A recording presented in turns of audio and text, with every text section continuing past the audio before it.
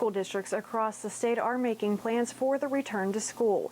While some students will be starting the school year off in class, other students will be like me and doing their work from home.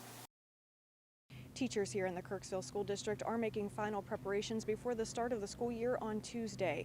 Now this year, school will be starting off at a level 2 due to the COVID-19 pandemic. Some Kirksville parents tell us that they're concerned what the start of the school year will look like on the inside of those buildings.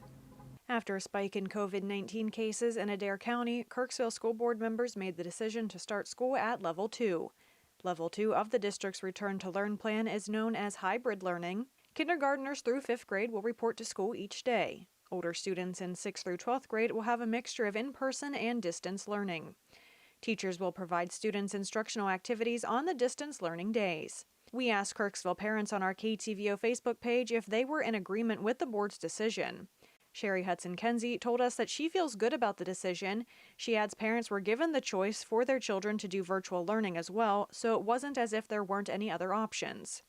Kara West, on the other hand, doesn't agree. She says she thinks all grades should go every day, and not everyone has the resources for homeschool and that some parents have to work. She adds we can't hide from the virus forever. Because of the pandemic, this school year will look much different when compared to those in the past. All Kirksville staff members must wear face coverings. Masks will be mandatory for students in some Kirksville buildings when social distancing is not possible. Teacher training for the new school year has gotten underway. Some photos of that training were posted to Twitter. Those pictures of staffers sitting at tables in the library spark concern from some parents. One parent emailed us and said, if we can't expect teachers to practice proper social distancing and mask wearing, how do we stand a chance? He added his 2 children will be learning virtually this year. He feels he made the correct decision based on the photos. I reached out to Kirksville Primary School Principal Diana Johnson and asked her if staff were to be wearing masks and social distancing during teacher training. She told me staff use masks when working in groups or getting up to move around. Johnson said all teachers are adjusting to this new normal and added, we're all human, and it's sad to her that people are so quick to publicly shame and ridicule others. Kirksville schools will stay at Level 2 for the first 2 weeks, and the district will then reevaluate plans. Reporting in Kirksville, Ashley Hoke, KTVO News. Some businesses across the state and here in Kirksville had to temporarily close due to the COVID-19 pandemic. Now those same businesses are working to rebound. I spoke with one local Kirksville small business owner about the CARES funding application process. Driving around the Kirksville Square and elsewhere, many shops have since reopened and are finding the new normal.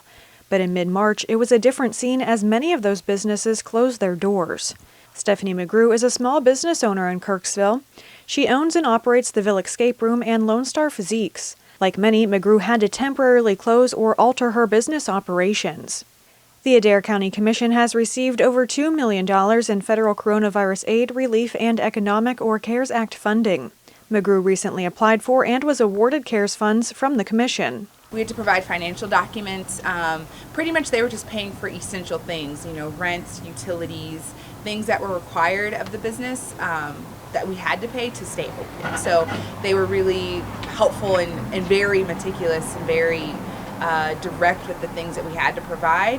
And, I had to get my accountant to submit something. A committee reviewed my application and then that's when they approved it. To date, the Adair County Commission has awarded nearly $452,000 from the approximately $2.9 million received. Commissioner Mark Thompson told KTVO there's a perception that the paperwork process is overwhelming, but the Regional Planning Commission in Memphis, Missouri has been helpful in answering questions and assisting in the application process. McGrew, who took ownership of the Ville Escape Room near the start of the pandemic, says she is thankful for the CARES funding.